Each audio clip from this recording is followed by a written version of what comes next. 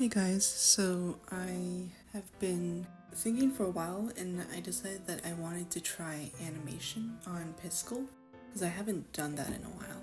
I wanted to start simple and I decided to start with something that I am least familiar with, which is the rotation you're seeing right now.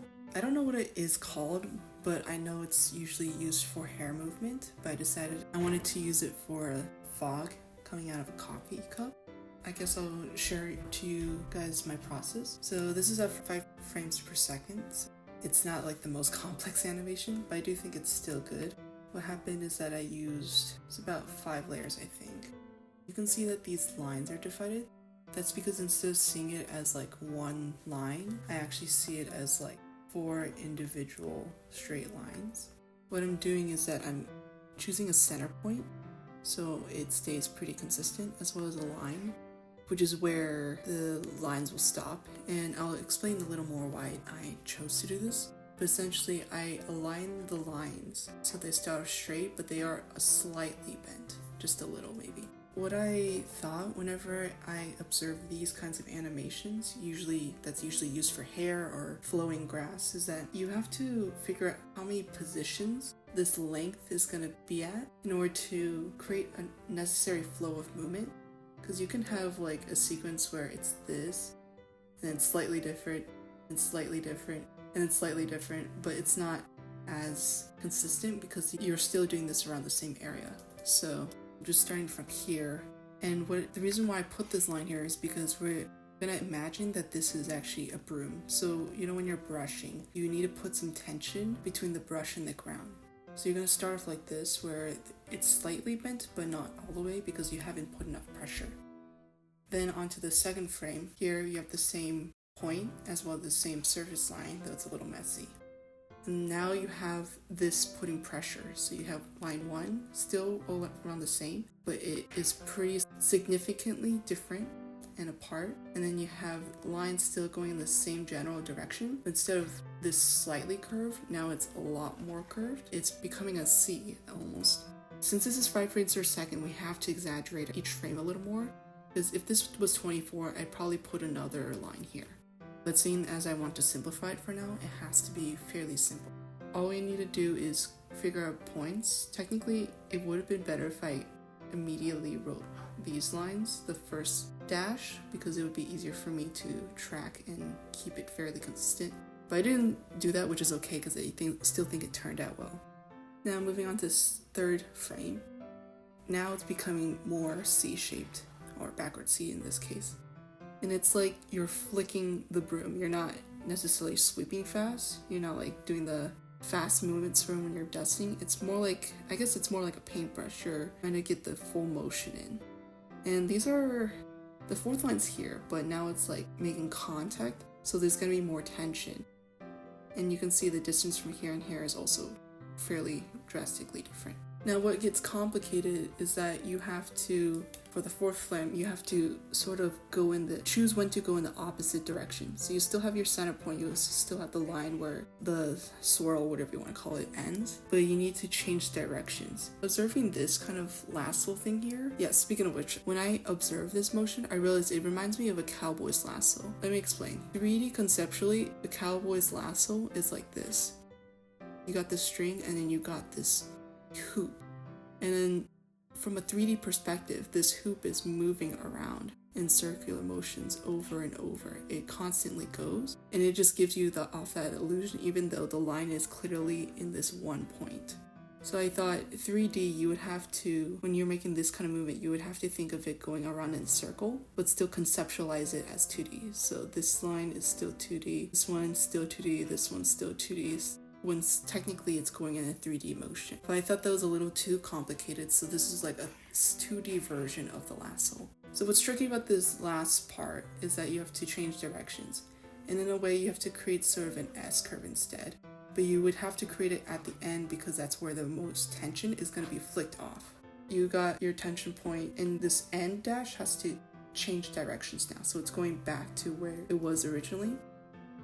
Other 2 lines are willing to follow it, but this line is a little less unwilling, which is why it's creating its own small C shape, if that makes sense.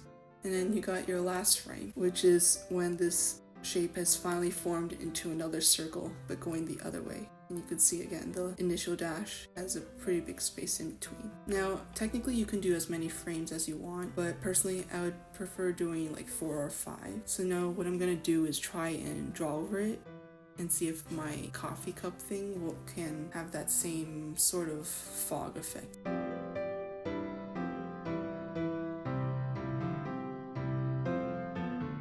Again, I just use my usual color theory type, I don't know how to explain it, but to create some dimension for the cup, made it more circular to show that's a little more rounded. I also use simple cell shading here, and as for the colors, I simply just went with this method where I went right and then down to create a sort of shading. I might change the inner rim of this just to give it more continuity, but yeah, that's what I did for the cup.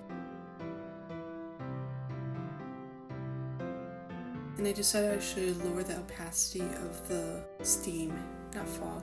I don't know if I should teach the functions of Piscal, because it is the only app I'm using currently. I guess the most useful tool so far that I found is this, which colors one type of pixel, all the same colors. And I think as an artist's habit, you should name all your frames.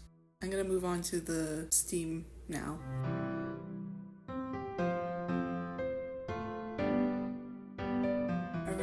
That there's this tool that's for dithering, and what it does, it creates, it just spreads out. It's like its own airbrush but with pixel art. And right now I created the outline. I think with stuff like this you can be very general and you don't have to create a very specific shape. If you notice that I'm moving a lot faster than usual whenever I'm put my drawing at normal speed, it's because I realized I had a tablet this whole time that can connect to my computer, so I had fun with that realization. Also, I'm making sure that since there's this rim, that the steam is coming out from the entire rim. I'm also making sure the heaviest steam, so the steam that shows a lot, that doesn't show dithering, is somewhere near the middle, kind of like fire. You could use this method for fire animation, just personally I think you would need to change it up a little. For instance, put a different frame rate, like make it go faster and possibly less exaggerated, but that really depends on the direction the fire is going. I don't animate as often. Actually, I think this might be my first time animating in a while. Feel free to experiment, but also don't take every word I'm saying to heart. I mean, I do consider myself as an artist, but I can't really say I'm a professional. I might have to somehow cut off the top part because steam usually just keeps going up and up. So it's either I make the boundaries smaller, or I keep it this way, or I finish it up. Because I realized the boundaries would make it look a little weird. Since I'm extending its boundary, technically it'll be like a longer curve. Instead of just a C shape, it'll be, essentially it's like repeating the same motion over on top of each other. But since this cuts off, I don't need to worry too much about that. I'm not sure what happened to my dithering. It kind of disappeared. Oh well, guess I'll just do hand drawn. Now I'm gonna turn opacity of that off, and we'll preview this.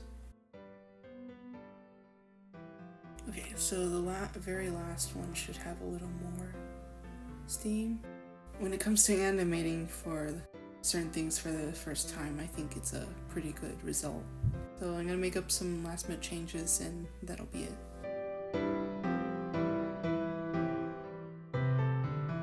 This is the final result of my animation. I'm pretty proud with how it turned out. If I were to make some changes, or if I had more time, I probably would add more frames to make it last longer, because it's only really like 5-ish frames. Also, maybe not have such a strong whip back, maybe make sure all the movements are spread evenly. Kind of, it acts more like a wave. It's hard to notice, but there's some different colors I use for the coffee. I wish I was able to design it well, or design it better. Other than that, that's all I have. I hope you guys learned from this too. See you next time.